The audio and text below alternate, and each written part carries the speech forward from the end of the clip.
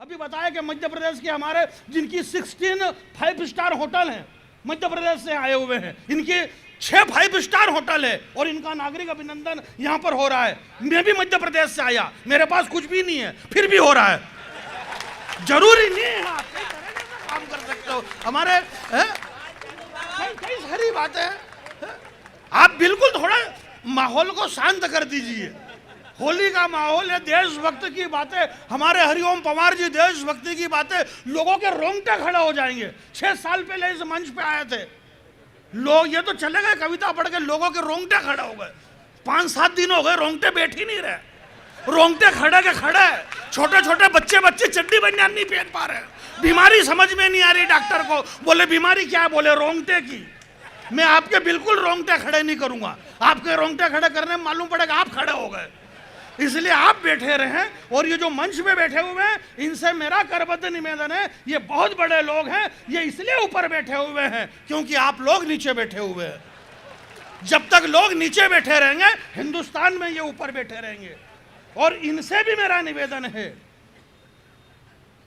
कि नीचे लोग बैठे रहें, इसलिए आप ऐसा कोई काम करते रहें कि देश में लोग नीचे बैठ करके आपको सुनते रहे। तराजू का जो पलड़ा होता है, भाई साहब युवराज जी, हमारे युवराज जैन साहब के लिए मैं सिर्फ इतना कहना चाहता हूं, एक बात मेरी ध्यान से सुनना। आज 14 मार्च को पूरे हिंदुस्तान में की बात नहीं कर रहा हूं मैं, सिर्फ हिंदुस्तान के 4 शहर, कलकत्ता, बंबई, जयपुर और इंदौर, जहां से मैं आया, इन 4 शहर में मिलाकर के 122 कवि सम्मेलन है। 122 कवि सम्मेलन को छोड़ करके हिंदुस्तान का वह कवि जिसे अग्निधर्मा आज की वर्तमान की पीढ़ी का रामधारी सी दिनकर जिसे कहा जाए, वो अगर हरिओम पवार यहाँ पर विराजमान है तो वो आपके युवराज जैन साहब की वजह से यहाँ पर बैठे हुए हैं। हमारे हिंदी कवि सम्मेलनों में कई तरह की कहावत है। लोग कहते हैं कि फिल्मी दुनिया वाले को इस बात का घमंड है कि उनके पास में अमिताभ बच्चन है, क्रिकेटरों के पास में विराट कोहली है, उद्योगपतियों के पास में अनिल अंबानी है। बहुत सारे कवि कहते हैं कि हमें इस बात का घमंड है कि हमारे पास में हरिओम पवार है। नहीं, बात ताली मत बजाओ आप, ताली बजाने से कोई फर्क नहीं पड़ेगा। कोई कवि ज्यादा ताली बजा लेगा, इससे कोई फर्क नहीं पड़ रहा, क्योंकि जितना पेमेंट है वो पहले से फिक्स हो चुका है। ताली पेमेंट को कम ज्यादा नहीं करती है। ये तो आपकी मार्केटिंग और टाइमिंग का मामला अलग है। भाई बात ये है कि अमिताभ बच्चन इतने बड़े स्टार हैं, विराट कोहली क्रिकेट जगत के भगवान हैं, अनिल अंबानी उद्योगपतियों के भगवान हैं, हरिओम पवार कवि सम्मेलन के वर्तमान के भगवान हैं। पर बात ये है कि अमिताभ बच्चन साहब की अगर 700 करोड़ की कोई फिल्म रिलीज होती है तो पूरा देश उसे देखता है। जरूरी नहीं कि हरिओम पवार उस फिल्म को देखे, परंतु अमिताभ बच्चन सामने बैठ करके हरिओम पवार को 3 घंटे बराबर सुनता है। ये हिंदी की कविता की ताकत है। बहुत अच्छे। हमारे हाशिम भाई भी आ चुके हैं मंच पे। हाशिम भाई, आपने अद्भुत बात कही थी कि जिसे देश से प्यार नहीं है वो देश छोड़ दे, और उसमें ये मौलाना और महाराज, ये मौलाना और महाराज ही ज्यादा सब कर रहे हैं, बाकी कोई कुछ नहीं कर रहा, किसी को टाइम ही नहीं बापड़े को। ये देश में जितने दंगे हो रहे हैं ना, ये दंगे हिंदू मुसलमान के हो रहे हैं क्या? नहीं हो रहे हैं। ना तो मुसलमान को दंगा करने का टाइम है, ना हिंदू को दंगा करने का टाइम है। मुसलमान बेचारा पंचर सुधार रहा, अंडे बेच रहा, उसको कहाँ दंगे करने का टाइम है? ना हिंदू को टाइम है, वो हिंदू बेचारा अपना काम कर रहा। 26 साल हो गए हिंदुओं को कवि सम्मेलन कराते कराते, ये क्या दंगा करेंगे यार? ये दंगे करने वाले दूसरे हैं। जल्दी से आइए मेरे भैया, बहुत बढ़िया। हमारे बीच में लायन सुरेश साहब मेरे बहुत पुराने मित्र हैं, काफी सालों से मेरी इनसे मित्रता है। जब इस पृथ्वी का निर्माण भी नहीं हुआ था, ये धरती जल के अंदर समा गई थी। आज से 17 लाख वर्ष पहले इस पृथ्वी पे डायनासोर भी नहीं थे। उस जमाने से मेरी पुरानी दोस्ती सुरेश लायन साहब से है। मैं प्रणाम करता हूँ। सारे लोग बहुत अच्छा आप काम कर रहे हैं। अभी हमारी कीर्ति दीदी कह रही थी, बोला हरिओम पवार का नाम छपा है, बाकी किसी कवि का नाम नहीं छपा, और छोटा छोटा ही छाप देते। मैं दीदी आपकी तरफ, आप बिल्कुल चिंता ना करें। हरिओम पवार जी का नाम इसलिए छपा क्योंकि इनका नाम है, इसलिए छपा। हमारा नाम इसलिए नहीं छपा क्योंकि हमारा नाम भले ही नहीं है, पर हमारा काम है। हम काम वाले लोग हैं।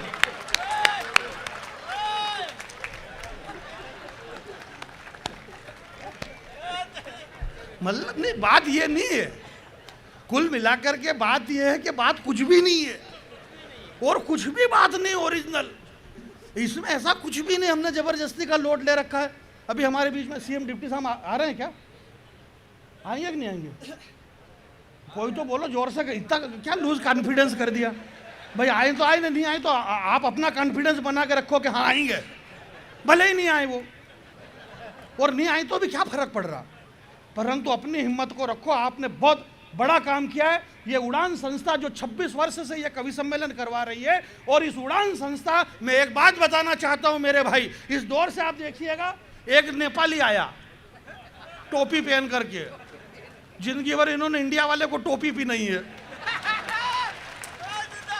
नेपाल से एक आदमी आया, एक ब्राह्मण का बेटा आया, एक मराठा कीर्ति महाराष्ट्रियन मराठा, एक हरिओम पवार जाट, और एक जानी बैरागी राम जी का पुजारी, और इसी मंच पे एक मुसलमान का बेटा। अगर सारे लोग इकट्ठे हो रहे हैं तो फिर बताओ इस देश के अंदर कहां पे अशांति है यार? इससे बड़ी और कौमी एकता क्या हो सकती है इस देश के अंदर?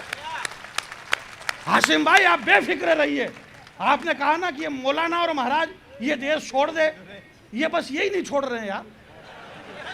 मेरी बात आप समझ नहीं रहे, और मैं नहीं समझ रहा तो मेरे को कोई लेना देना नहीं। आप समझोगे, क्योंकि समझाने का काम मेरा है ही नहीं, ये काम मेरा नहीं है युवराज जी समझाने का, ये काम योगी आदित्यनाथ जी का है कि जो जिस भाषा में समझेगा उसको उस भाषा में समझाएंगे।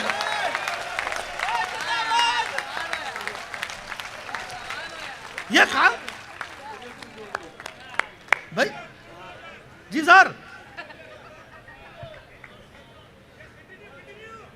अरे वो सब ठीक है भाई साहब, शांति पकड़ो आप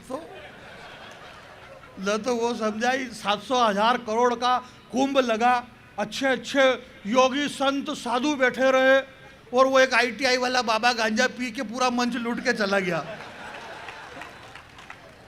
खाली पूरे सिंहासन में मोनालिसा की आंखें, जिधर देखो उधर मोनालिसा की आंखें। सनातन धर्म, इस बड़े मंच से मैं एक बात कहना चाहता हूं, मेरे बड़े आदरणीय बड़े विद्वान लोग और बहुत बड़े भामाशाह इस मंच पर बैठे हुए हैं, मैं क्षमा चाहता हूं, हास्य विनोद में कुछ भी कह सकता हूं। इन भामाशाहों की वजह से हिंदुस्तान का सनातन धर्म जिंदा है। जब अरावली की पहाड़ियों में दर दर महाराणा प्रताप जब भटक रहे थे, वो महाराणा प्रताप जब थकने लगे, उनके हौसले टूटने लगे, तब उन महाराणा प्रताप की अरावली की पहाड़ियों में पीछे से किसी ने कंधा थपथपाते हुए कहा कि हे प्रताप सिंह, तुम चिंता मत करो, ये संपूर्ण संपत्ति इस वतन के नाम पे, इस मेवाड़ के नाम पे वो आवाज लगाने वाला कोई भामाशाह का बेटा इन्हीं में से कोई रहा होगा। इन भामाशाह के बेटे को मैं प्रणाम करना चाहता हूँ।